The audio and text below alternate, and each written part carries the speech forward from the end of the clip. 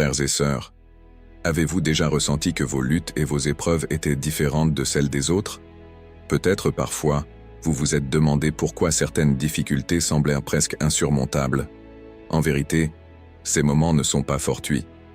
Ils peuvent être les signes que votre chemin est unique, une route désignée par Allah.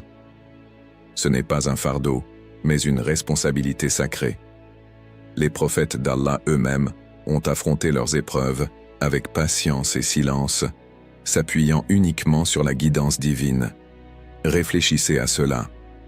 Et si vos luttes actuelles étaient à la preuve que vous êtes destiné à un rôle plus grand? Section 1. L'élu mission divine, pas une quête de gloire. Dans un monde où la quête de reconnaissance semble omniprésente, particulièrement à travers les réseaux sociaux, l'idée d'être élu peut être perçue comme un signe de gloire ou de statut élevé. Beaucoup recherchent des validations externes, des likes et des commentaires, espérant qu'on reconnaisse leur valeur à travers l'image qu'ils projettent. Mais dans l'islam, être choisi par Allah ne se mesure pas à la reconnaissance du monde. C'est une charge spirituelle et une mission divine, loin des éloges humains. Être élu par Allah n'est pas synonyme d'être érigé sur un piédestal devant les autres. C'est une responsabilité qui demande engagement et sacrifice. Les élus sont appelés non pas pour jouir de la gloire terrestre, mais pour accomplir une mission sacrée, sans souci du regard des autres. Leur objectif est de plaire à Allah et de contribuer à son plan divin, sans se laisser distraire par l'apparence ou les honneurs matériels. Cela nécessite une profonde humilité et un cœur sincère. Les vies des prophètes, telles que celles de Nuh, Ibrahim ou Muhammad, paix et bénédiction sur eux, sont des exemples clairs de ce que signifie être élu. Leurs chemins n'ont pas été pavés de richesse ou de facilité, mais d'épreuves ardues et de sacrifices. Ces messagers d'Allah ont porté des responsabilités immenses, souvent rejetés, persécutés et confrontés à des défis inimaginables. Pourtant, ils ont persévéré, car leur objectif était de servir Allah et d'accomplir sa volonté, peu importe la reconnaissance qu'ils recevaient. Il est dit dans le Coran, « Ils croient en Allah et en son messager, et ils ne recherchent que la satisfaction d'Allah. » Sourate At-Tawbah 9:62. Ce verset nous rappelle que les élus sont guidés par une quête bien plus grande que la gloire humaine. Leur désir profond est de gagner la satisfaction d'Allah, d'accomplir leur mission avec sincérité et dévouement, sans se laisser emporter par les flatteries du monde. Ainsi, être élu par Allah, c'est comprendre que la véritable grandeur réside dans l'humilité et dans la soumission totale à sa volonté, même lorsque cela signifie marcher dans l'ombre, loin des projecteurs. La gloire véritable est celle qui réside dans les cœurs purs et les actions pleines de foi, plutôt que dans les applaudissements éphémères du monde. Section 2. Les épreuves. Une purification spirituelle. Il est naturel face aux épreuves de ressentir de la peur, du découragement, voire de la colère. Cependant, dans la perspective islamique, ces moments difficiles ne doivent pas être vus comme des punitions, mais comme des opportunités offertes par Allah pour nous rapprocher de lui. Chaque épreuve, qu'elle soit grande ou petite, contient un message divin, celui de purifier l'âme et d'élever le croyant à un niveau spirituel supérieur. Ces défis révèlent la véritable force d'une personne. Ils brisent les illusions de contrôle et rappellent que tout vient d'Allah, que tout retourne à lui. À travers les épreuves, Allah affine nos cœurs, efface nos péchés et nous enseigne la patience, une vertu essentielle pour cheminer vers la sérénité.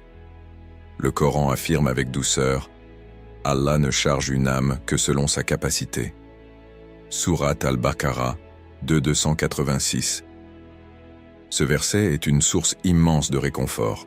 Il nous assure qu'aucune épreuve n'est insurmontable et que chaque défi est précisément calibré à notre force intérieure. C'est une preuve d'amour divin.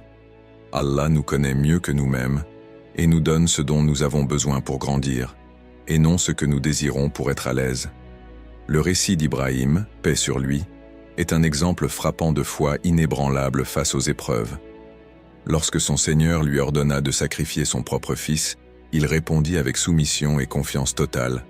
Ce n'était pas une épreuve pour briser Ibrahim, mais pour démontrer son dévouement absolu et sa foi pure.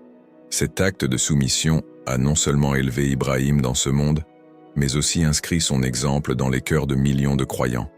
Chaque croyant, à sa manière, est soumis à des tests spécifiques. Ces épreuves ne sont pas là pour nous détruire, mais pour révéler nos faiblesses afin que nous puissions nous tourner vers Allah.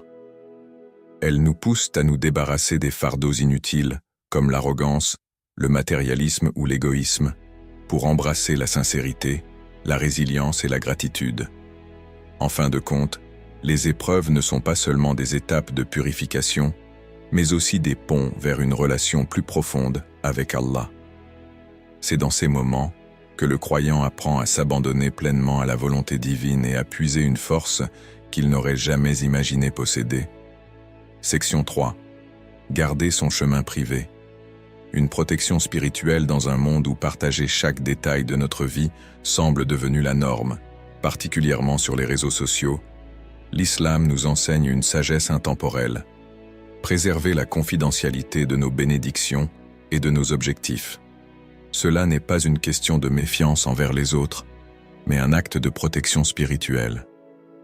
Tout ce que nous dévoilons peut devenir une cible pour l'envie, la jalousie, ou même l'ingérence de ceux qui ne comprennent pas ou n'acceptent pas nos intentions.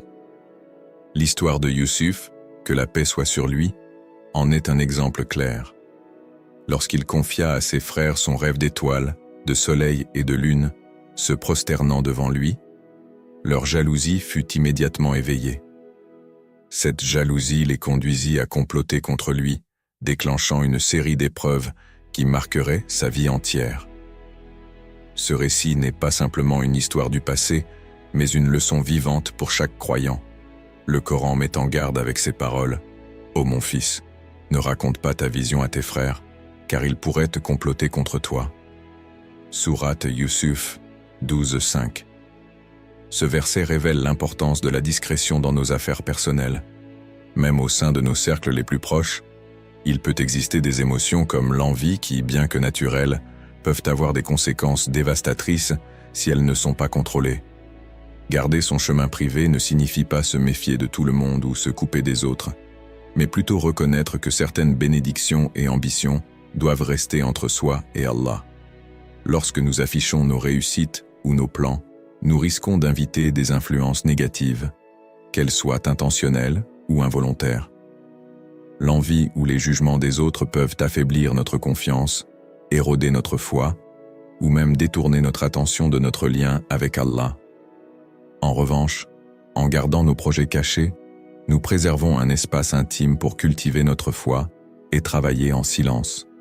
Cela nous permet de concentrer nos efforts sur l'essentiel, plaire à Allah et poursuivre nos objectifs spirituels sans être distraits par les regards ou opinions extérieures. Dans cet esprit, souvenez-vous que la discrétion est une armure, une protection contre les influences extérieures. Cultivez votre jardin spirituel à l'abri des regards et laissez Allah être le témoin de vos efforts et de vos bénédictions. Section 4. L'humilité, le cœur de la mission. L'humilité est l'essence même de la foi et de la servitude envers Allah. Être choisi pour accomplir une mission divine ou recevoir un don particulier n'est jamais un motif de fierté ou d'arrogance, mais une occasion de servir avec gratitude et modestie. L'histoire d'Iblis, rapportée dans le Coran, est un rappel puissant des conséquences de l'orgueil. Lorsque Allah ordonna aux anges de se prosterner devant Adam, Iblis refusa, arguant qu'il était supérieur. « Je suis meilleur que lui. Tu m'as créé de feu, alors que lui, tu l'as créé d'argile. » Sourate Al-A'raf 7:12. Ces paroles, empreintes d'arrogance, scellèrent son sort. Au lieu de reconnaître la sagesse d'Allah et de se soumettre à sa volonté, Iblis se détourna par orgueil, devenant ainsi un exemple éternel de ce qu'il faut éviter. Ce récit nous enseigne que l'humilité est essentielle pour réussir dans toute mission qu'Allah nous confie. La supériorité ou la prétention n'a pas sa place dans le cœur d'un croyant. Chaque talent, chaque bénédiction, chaque responsabilité que nous avons est un dépôt d'Allah, et nous en sommes les gardiens temporaires.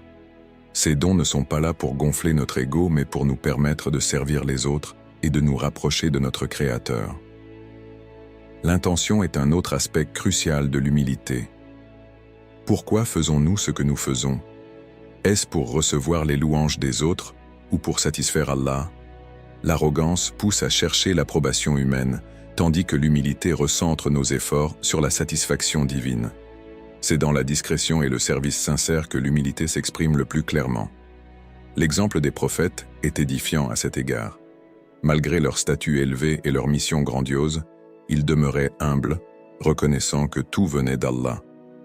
Ils ne se glorifiaient pas de leur élévation, mais s'efforçaient de remplir leurs devoirs avec dévotion et abnégation. Pour cultiver l'humilité, il est essentiel de constamment se rappeler que nous ne sommes que des serviteurs d'Allah, dépendants de sa miséricorde. Chaque accomplissement, chaque réussite, doit être attribué à sa grâce et non à nos propres capacités. Ainsi, l'humilité est non seulement une protection contre l'égarement, mais aussi une clé pour vivre une vie qui plaît à Allah. Elle nous garde ancrés dans la reconnaissance et le service, deux vertus fondamentales du croyant. Conclusion et prière. Restez focalisés sur Allah. Frères et sœurs, rappelez-vous que votre chemin est unique. Les luttes que vous affrontez sont des étapes vers une mission divine qui transcende les compréhensions humaines. Gardez vos intentions pures et restez humbles. Je prie qu'Allah vous accorde la force de rester patient dans les épreuves, la clarté pour discerner son plan et la foi pour vous abandonner à sa sagesse. Puisse-t-il vous guider, vous protéger et vous accorder la paix dans ce monde et dans l'au-delà. Al-Fatiha.